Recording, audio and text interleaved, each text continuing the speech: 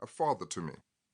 As with most good intentions, there were downsides he didn't anticipate, but somehow my granddad and I crossed the valleys that separated us.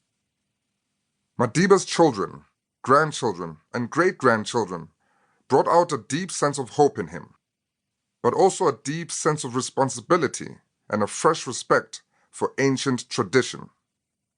He looked at us and saw both past and future, his ancestors standing alongside his descendants. I never fully understood that until Lawanika came along, followed by his little sister Nima.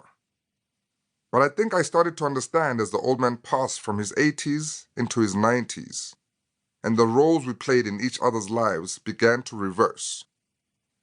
My granddad was my protector and caregiver when I was a child. Now I was his.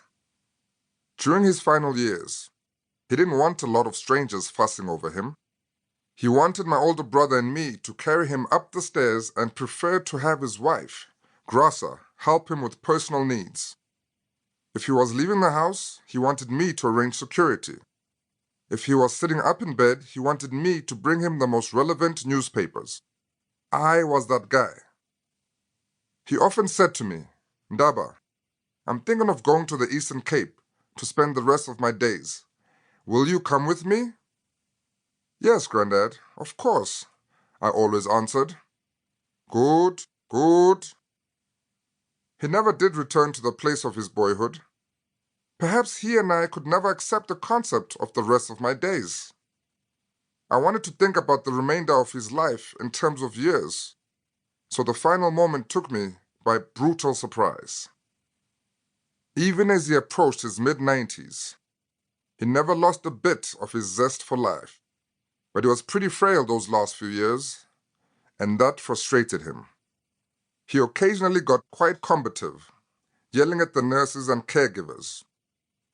He even punched one male nurse in the face, much to everyone's shock and dismay. It was like the old boxer inside of him had suddenly had enough of all this nonsense, and bam! He let loose a surprisingly strong left uppercut before anyone realized what was happening. "Get out of here!" he bellowed at the poor bloke. "My grandson will take care of you if you don't get out of our house. Ndaba, fetch that stick." Granddad, whoa, whoa, whoa. I always tried to get in there and calm him down, but sometimes there was no soothing him. That big, deep voice could still rattle the roof. It was startling for those who didn't spend a lot of time with him, and for me, it was a terrible reminder that the old man was seriously getting old. I didn't allow myself to think about where that was leading. It's not our way for the men in my family to be nostalgic or sentimental. For 5 generations before I was born into apartheid, members of my family withstood every form of struggle, oppression, and violence you can imagine. This sort of history tends to thicken a man's skin.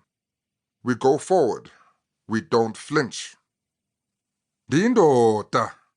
We shout at a crucial moment in Ukwaluka, the ancient circumcision rite, whereby a Xhosa boy comes of age. It means, I am a man. The declaration defines us from that moment forward. Ukwaluka, going to the mountain, is a celebration, but the abakweta, the initiates, usually in their late teens or early 20s, must survive a month of rigorous physical and emotional trials. My grandfather describes Ukwaluka as an act of bravery and stoicism.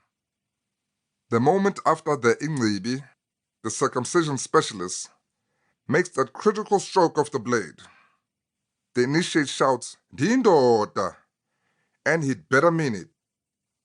There is no anesthetic. There can be no fear. Flinching or pulling away could cause disastrous consequences. An infection can be fatal. There is some controversy surrounding the practice. Young men have died. For many generations, it was shrouded in mystery. Because let's face it, if you knew all the details, would you want to do it? I won't lie. I felt a certain amount of dread during my teen years, knowing that someday I would be the one going to the mountain.